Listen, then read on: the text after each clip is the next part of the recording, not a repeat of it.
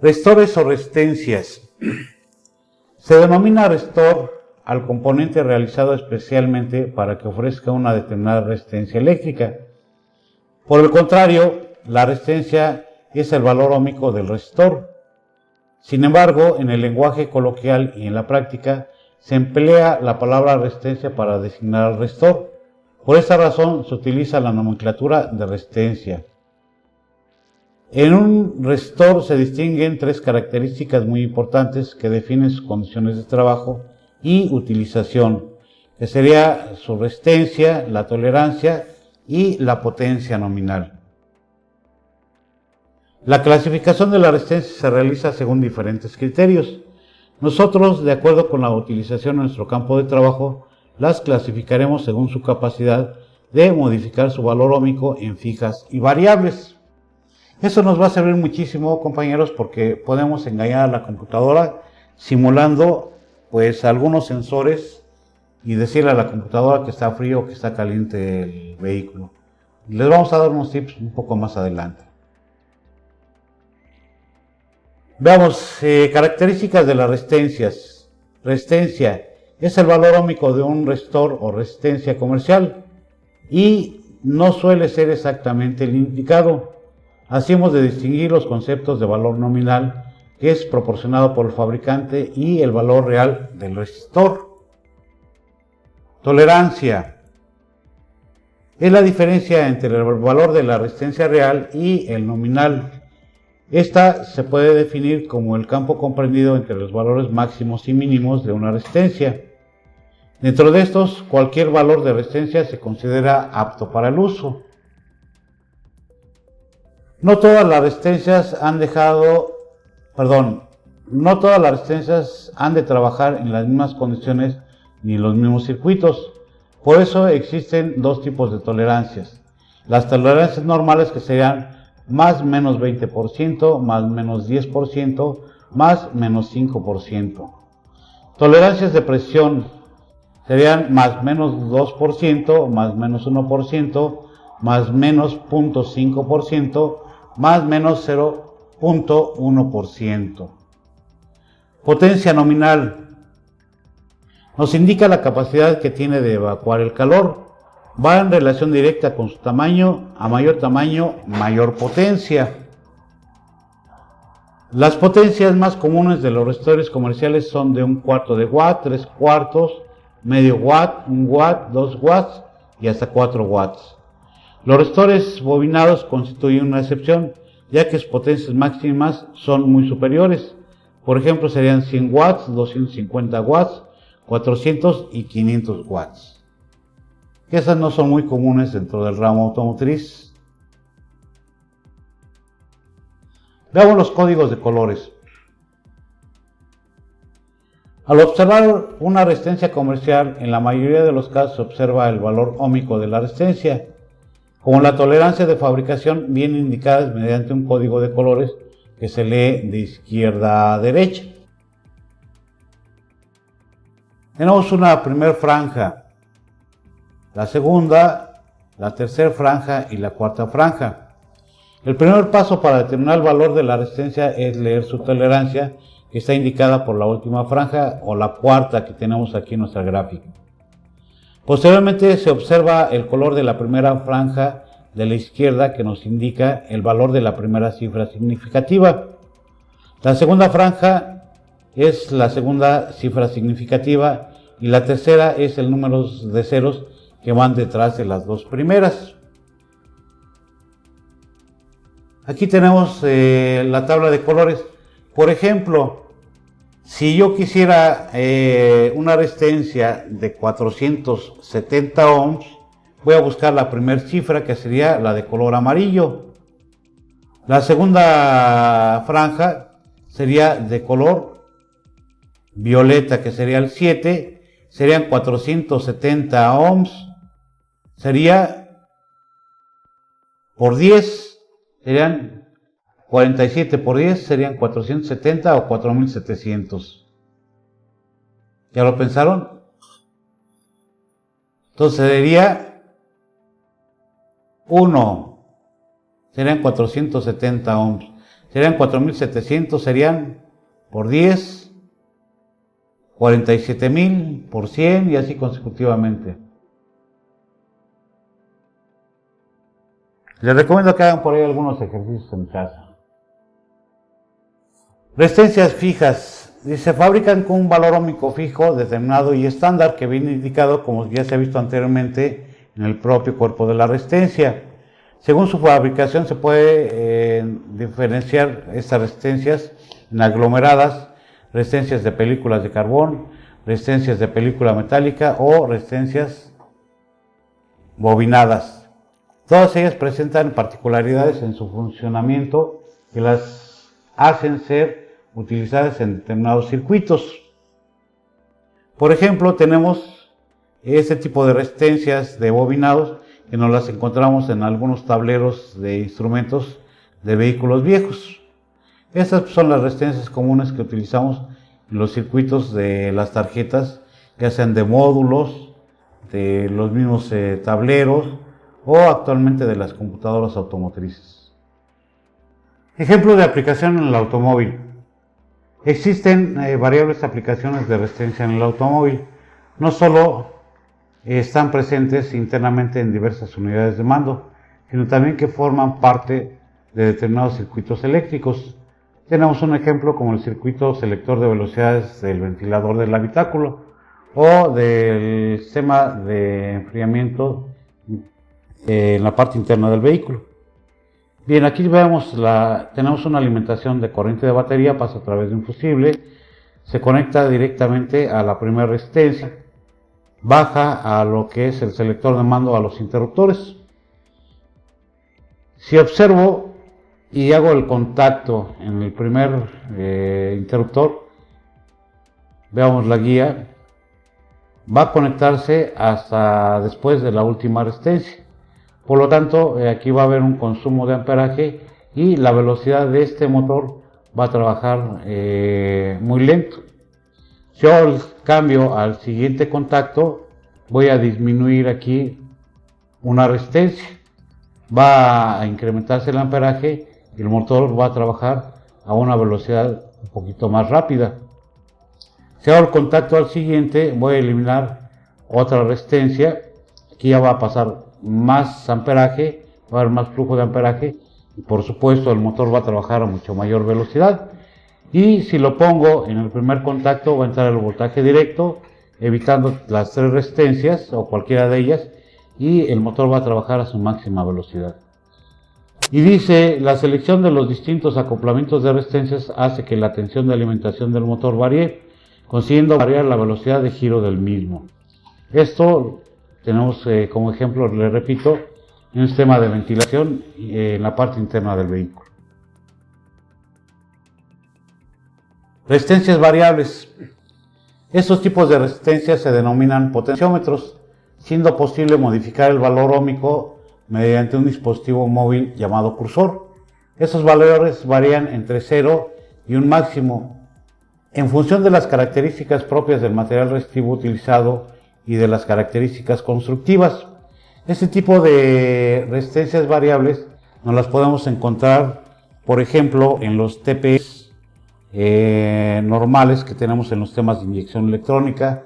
En la actualidad tenemos cuerpos de aceleración que traen 1, 2 potenciómetros para indicarnos la posición de la mariposa. Tenemos potenciómetros en los pedales del acelerador, depende del tipo de sistema. Puede tener 1, 2 o hasta 3 potenciómetros en ese sistema. En vehículos anteriores tenemos potenciómetros en los sensores MAF o sensores de flujo de masa de aire que estaban indicándole a la computadora la apertura de la mariposa desde el filtro hasta el cuerpo de aceleración o el cuerpo de admisión. Y aquí tenemos cómo trabaja normalmente. Puedo aplicarle aquí un voltaje de alimentación a masa y dependiendo de la colocación del cursor, si lo coloco hacia esta posición va a ser un voltaje bajo porque me estoy acercando hacia la masa. Si lo acerco hacia el voltaje de alimentación se va a incrementar el voltaje y con esto le voy a indicar la posición de algún dispositivo. Ese sería de una resistencia fija. Tenemos de resistencias de tipo de carbón, al igual puede ser alimentado por una tensión, por una masa, y la señal del cursor, que va a estar dependiendo de la posición que esté indicando de algún dispositivo que esté moviendo. Se suele utilizar como reóstato, produciendo caídas de tensión variables, o como divisor de tensión, siendo la tensión de salida del cursor proporcional a la resistencia que representa su posición. Bien, tenemos también esto lo podemos encontrar en algunos medidores de nivel del tanque de combustible. Esto como dato adicional. Ejemplo en la aplicación en el automóvil. Vamos a ver por aquí unos ejemplos. Un sensor de posición de mariposa, lo que comentábamos, un TPS. Tenemos un caudalímetro de aletra, un sensor MAF, que vienen en algunos temas Bosch de Volkswagen viejos, o en las Toyotas, por ejemplo la 22R, en la de 6 cilindros Toyota viejita. Tenemos un sensor de posición de acelerador. Esto lo estamos utilizando actualmente en vehículos ya mucho más modernos, podemos decir que vehículos actuales. Y aquí tenemos el diagrama esquemático de este tipo de sensores. Todos esos sensores se tratan de potenciómetros que informan a sus respectivas unidades de mando mediante una tensión variable en función a su posición. Resistencias especiales. También tenemos mucho este tipo de resistencias en vehículos nuevos. Vamos a ver dónde los vamos a poder aplicar. Primero entendamos cómo funciona cada una de ellas. Se modifican sus características resistivas con la variación de determinadas magnitudes físicas, como la temperatura, la luz, la tensión, etcétera, etcétera. Resistencias sensibles a la luz comúnmente son conocidas como LDR, Light Dependent Resistor, resistencia dependiente de la luz. Están construidas con materiales que se transforman en conductores. Al incidir energía luminosa sobre ellos, que es el sulfuro de cadmio, así pues, cuanto mayor es la energía luminosa, menor es el valor óhmico de la resistencia. Este tipo de sistemas se utilizan, por ejemplo, para encender las luces ya en la tarde. Y aquí tenemos un esquema de cómo funcionan, cómo va variando su valor resistivo conforme va siendo la intensidad de la luz. Entonces, a menor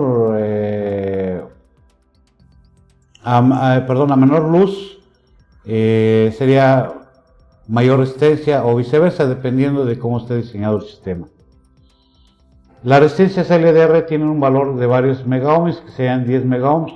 Al exponerla a la luz, su resistencia baja a unos pocos ohmios, que serían de 75 a 300.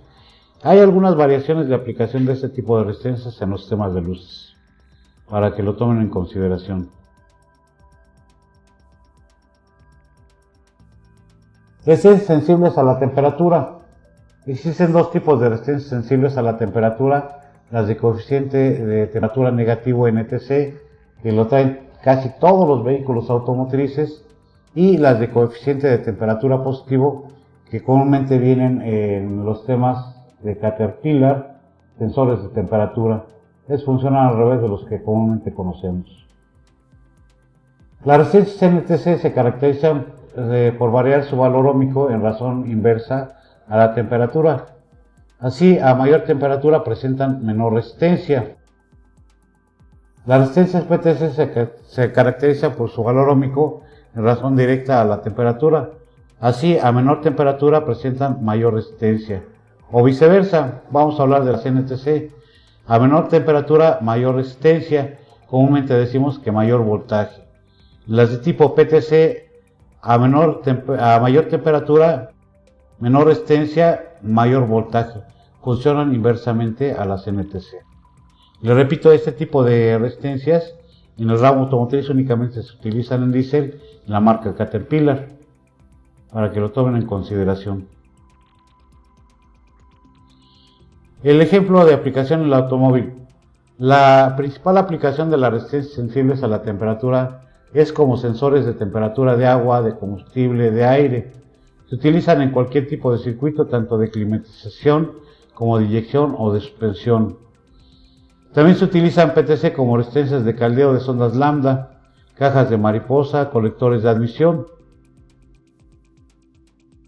Y aquí tenemos los tres ejemplos. Tenemos sensor de temperatura del motor. Normalmente son de tipo NTC, de coeficiente térmico negativo. Sensor de temperatura de aire, al igual son de tipo NTC, coeficiente térmico negativo. Sensor de posición de acelerador. Esto es para cuando pasa por aquí agua en alguno de estos dispositivos, para evitar que se congele el sistema y tenga problemas de movimiento. Para eso utilizan este tipo de sensores. Resistencias sensibles a la tensión. La abreviatura de las resistencias sensibles a la tensión es VDR, Voltage Dependent Resistor.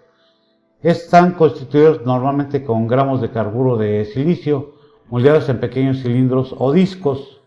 Estos elementos son resistencias no lineales cuyo valor óhmico disminuye cuando aumenta la tensión aplicada en sus bornes.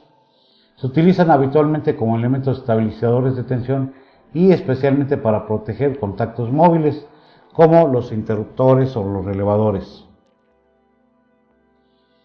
Resistencias magnetoresistivas.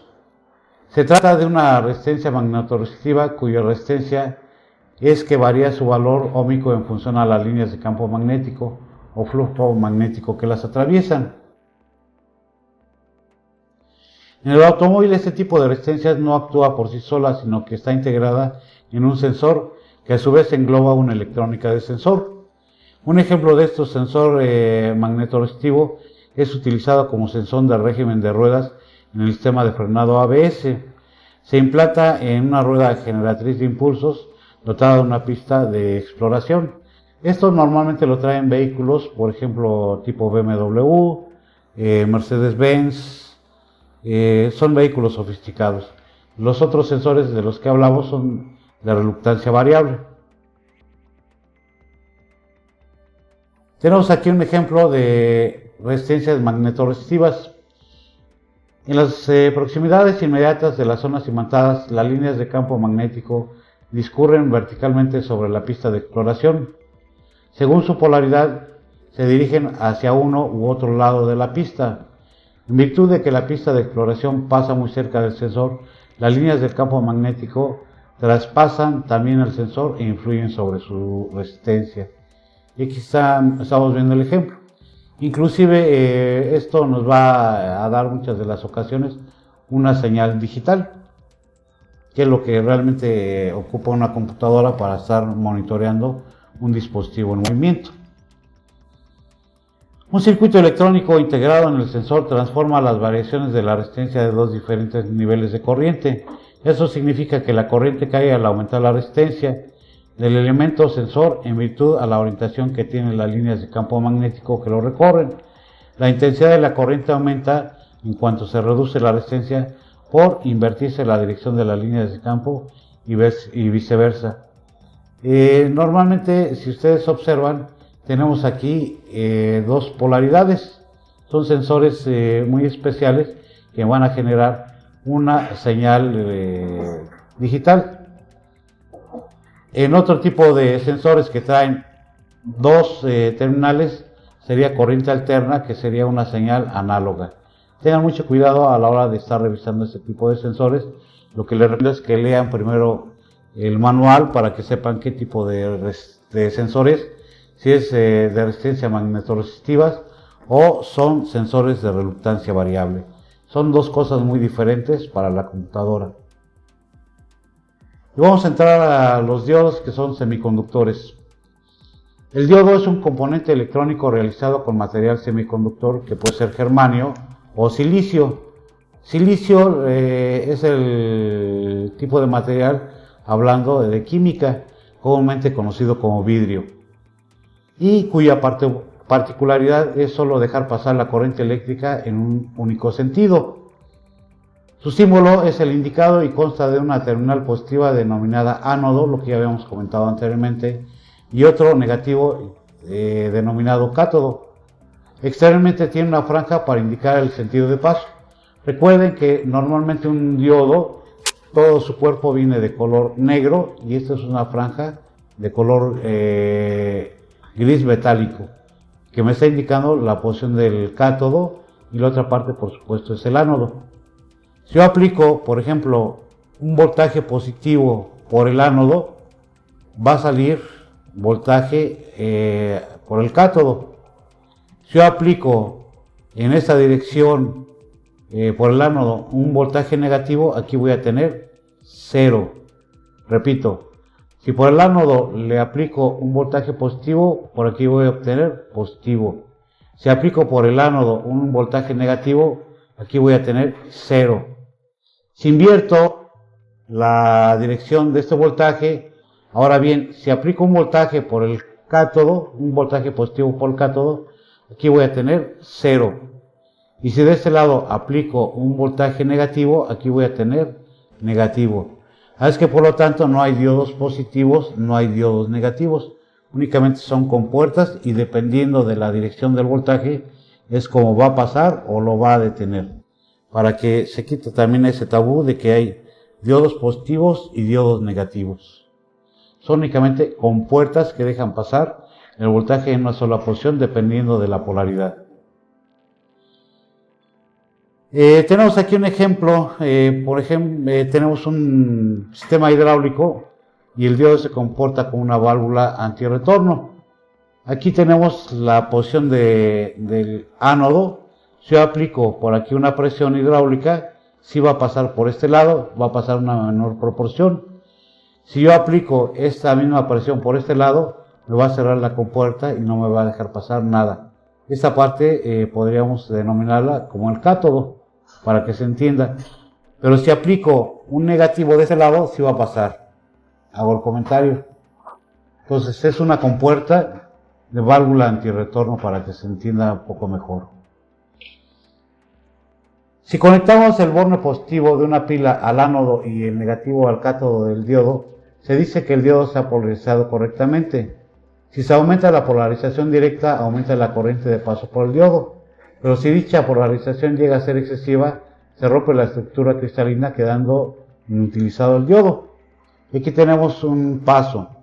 Repetimos, esta es la simbología de una batería, sería positivo y este sería negativo masa.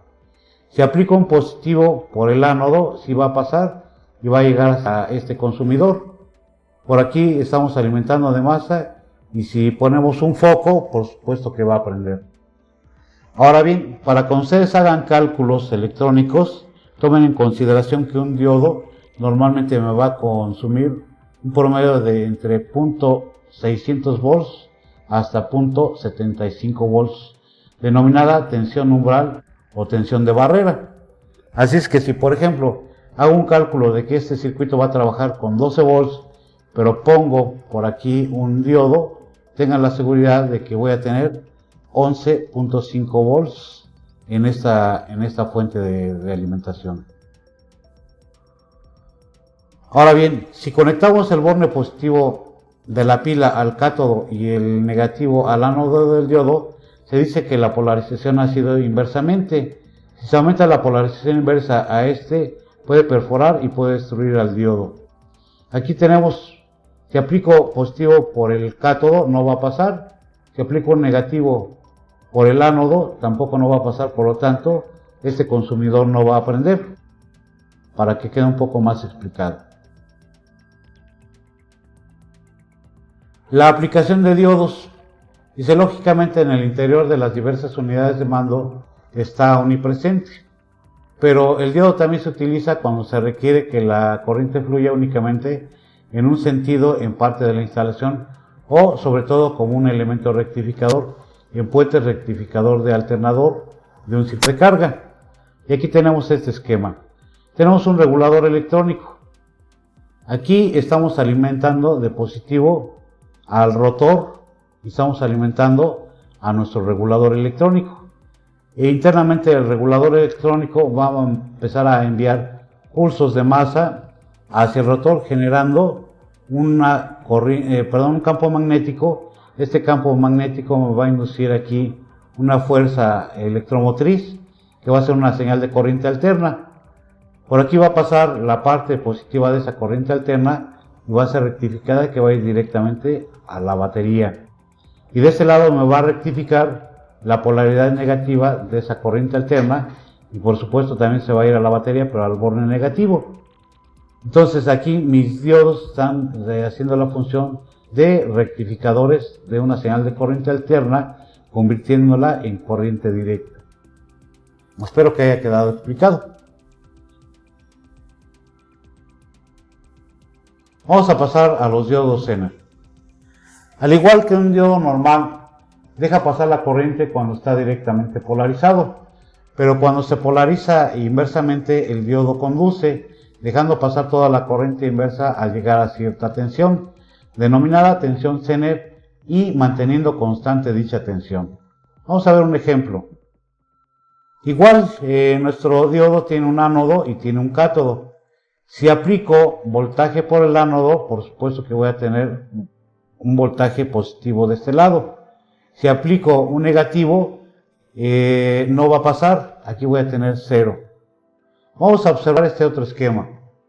Aquí tengo igual, sería un diodo Zener. La tensión Zener, tómenla en consideración que va a depender de qué tipo de diodo ustedes estén aplicando a ese circuito. Vamos a utilizar un diodo Zener de 6.8 volts, que sería la tensión, y lo vamos a utilizar en un esquema más adelante. Bien, entonces si aplico positivo por aquí, va a pasar positivo. Si aplico negativo, aquí se va a quedar. Ahora bien, ante una polarización directa, el diodo Zener funciona como el diodo normal, ya lo habíamos visto anteriormente.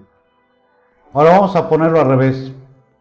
Al conectar el diodo Zener polarizado inversamente, el diodo se comporta como un diodo normal siempre y cuando la tensión aplicada sea inferior a la del diodo Zener. Aquí tengo una batería, por ejemplo, de 4 volts. Si yo aplico positivo por aquí de 4 volts, no va a pasar y no va a prender el foco. Pero si yo incremento el voltaje a esta misma polaridad, entonces sí va a pasar este voltaje. Lo que va a hacer es romper la tensión que se llama tensión Zener y sí va a prender mi foco. Esto lo vamos a utilizar en los reguladores de voltaje de los alternadores. Vamos a ver el esquema más adelante.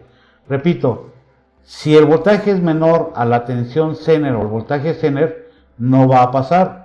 Si rebasa del voltaje o la tensión Zener, sí llega a pasar, va a romper la barrera. Entonces aquí, como ya tengo 8 volts, sí van a pasar los 8 volts a través del diodo y me van a encender este consumidor o foco. Los diodos Zener se utilizan en distintos circuitos electrónicos como limitadores y estabilizadores de tensión. Bien, pues vamos a continuar ahora con los diodos luminosos o LEDs, como comúnmente le llamamos. Y son diodos que emiten luz al paso de la corriente. Los hay de distintos tamaños y colores. Tenemos que tener la precaución de respetar la polaridad, ya que si los colocamos al revés, no lucirá como diodo que es. Para distinguir la polaridad, una de las patitas o patillas es más larga que la otra y que nos indica que es el positivo o el ánodo. Entonces, si yo observo los diodos LEDs, voy a tener una pata siempre más larga que la otra. Esta va a ser la polaridad positiva, o lo que comúnmente conocemos en un diodo como ánodo. Entonces, por el ánodo siempre le vamos a aplicar un voltaje, por el cátodo le vamos a aplicar un negativo o masa. Y aquí tenemos una pequeña muestra de identificación para que también, aparte de las terminales más largas y más cortas, lo podamos identificar. Tiene un pequeño corte en su estructura para identificar cuál es el ánodo y cuál es el cátodo. Ya sabemos que el cátodo es por donde está el corte. Continuamos. El diodo LED, para su buen funcionamiento, debe estar conectado de entre 1.7 volts a 2.5 volts y le tiene que recorrer una corriente de unos 10 miliamperes aproximadamente. Si está sometido a más tensión, termina por fundirse, y si se coloca a una tensión menor de luz que emite, es pobre la luz que va a estar produciendo ese foco LED. Para conectarlo a una fuente de 12 volts se le coloca una resistencia en serie de aproximadamente 1 kilo. Entonces debo de poner en cualquiera de las dos partes, ya sea en esta, que sería en el ánodo, o en el cátodo, una resistencia de 1 kilo ohm, como es que es que así como nos lo indica el fabricante. Pero bien, podemos poner una resistencia de 470 ohms y no pasa absolutamente nada. Eso lo tenemos obviamente por experiencia. Aquí tenemos una fuente de alimentación, aquí tenemos el ánodo, está conectada a la resistencia que habíamos comentado, puede ser que esté conectada al cátodo o al ánodo, es igual, no va a haber ningún problema. El chiste de esto es bajar de alguna manera el amperaje para que no dañe mi diodo emisor de luz.